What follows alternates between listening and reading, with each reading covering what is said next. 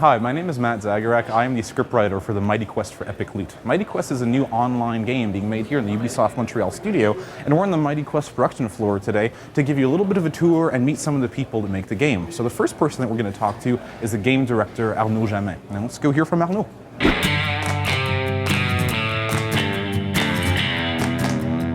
Donc mon rôle sur le projet, c'est de définir une vision pour l'équipe, mais de plus en plus, c'est d'écouter les idées de l'équipe et aussi les idées de la communauté qui émergent pour finalement enrichir la vision. Donc la force de Mighty Quest, c'est de mixer deux gameplays, un gameplay d'attaque hack and slash, addictif, avec des sessions courtes, et un gameplay de défense dans lequel le joueur va pouvoir utiliser sa créativité pour créer le château le plus meurtrier possible pour les joueurs qui vont entrer dans son château.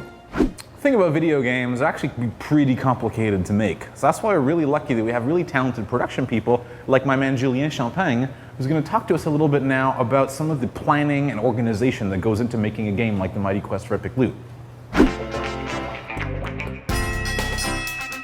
So the biggest difference between a free-to-play and a retail game is the fact that a free-to-play production is never over. We have to keep feeding the game with new content to keep it alive. Just like any other game, it can take years for a free-to-play to find the perfect balance in its core game loop. The Mighty Quest is currently in its closed beta phase, but for the team working on the project, the game has already been live over a year. And this all began with the first test when we invited our friends and family to play the game. The way the game evolves is that we release packs on a regular basis. So a pack is a definite number of features that were carefully designed and scoped by the team.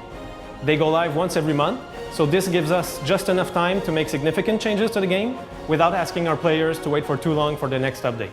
One of my favorite parts of the game is just how funny it is. Now, the game's humor comes through in several ways. It comes through funny characters and dialogue, but also through a really funny visual art style. So now we're going to speak with Geneviève, who's going to tell us a little bit about what goes into actually making that good art.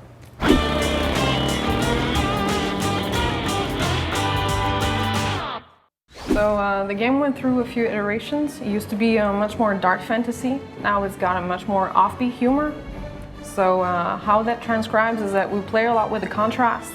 We play with proportions, but especially contrasts. For example, we've got the Cyclops. He's huge, he's badass, he's going to kill you. At the same time, he looks super dorky and picks his nose.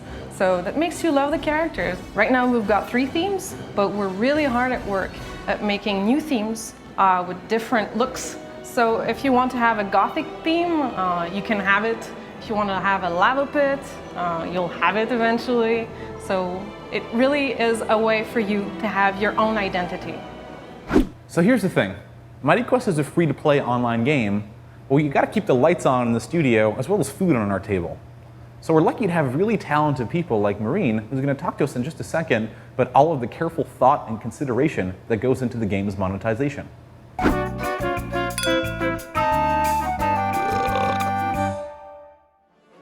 Our monetization system is based on easing progression, it's on convenience, and it's on, very soon, going to be customization. So can you play our game without spending any money? Absolutely. You can go from the very beginning to the very end of the game without spending any hard currency. It was really cool to read recently that one of the first people to get his castle and his hero to max level, he announced that he did so without spending a dime. And what have we got for the most dedicated fans of Mighty Quest? Well, we have the 00 program. This is the original Opulentium program. It gets you early access to the beta, it gets you early access to the mage, which is our newest hero, and I have to tell you, he's very cool and fun to play. And you also get exclusive early access to some really unique and cool monsters. Now we've really gone and saved the best for last. This last person is definitely the most talented, handsome, interesting, and funny person in the whole team. And it's going to be a real treat for you to hear him talk, I think. Yeah, it's going to be great. Well, I take my influences in my writing on Mighty Quest from all over the place. I'm a big fan of film, of books, of other video games, obviously, but there are some TV shows in particular that are a huge influence on the writing that I do, and it's TV shows that combine fantasy with crazy situations and clever dialogue.